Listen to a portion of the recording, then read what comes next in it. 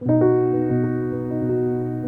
roots of my activism probably came from experiences as a young child, learning to stand up to religious discrimination and bigotry. And my mother gave me lessons for a lifetime in how to handle that. Just understand that there's ignorance and do the best you can, and you can overcome that and go forward. I came into a very loving feminist community. I have to say I was very lucky at the time. My family were rural farm people. I decided that I needed to have them understand who I was and who I had become. My mother just told me, I will always love you. They came to march with us, my mom and dad.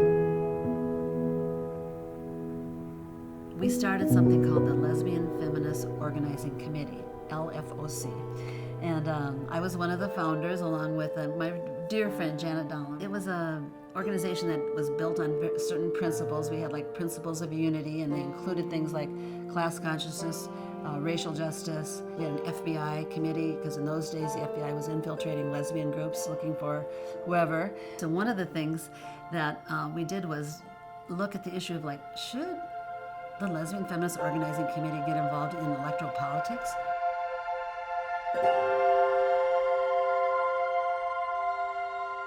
Today, there are so many lemons that we have to turn into lemonade. One of the issues I worked a lot on, because of the wonderful immigrant community that I represent, are things like the driver's license for undocumented workers. Oh my goodness, we came within one vote of passing it about 3 years ago. And it's just heartbreaking that we have not passed that. We have a governor, and he has come out this year. In fact, I just called his office this morning to request a meeting with him, because he not only talked about how we need to pass a driver's license bill as a matter of public safety, he used the word racism as a reason that this needs to be confronted. There's so many things like that, like the difficulty in my neighborhood with toxic exposure, for example. We've been able to move forward with environmental justice in a way, identifying a whole community that's at risk of health impacts from toxic exposure.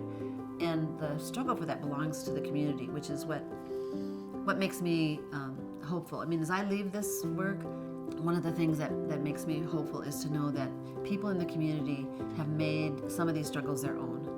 They own them. They know the words, they know the language, they know how to organize, and they're going to keep fighting no matter who the next person is to take this seat. We just have to hope. And hope is probably one of the most revolutionary, radical things we can do. With that change is possible.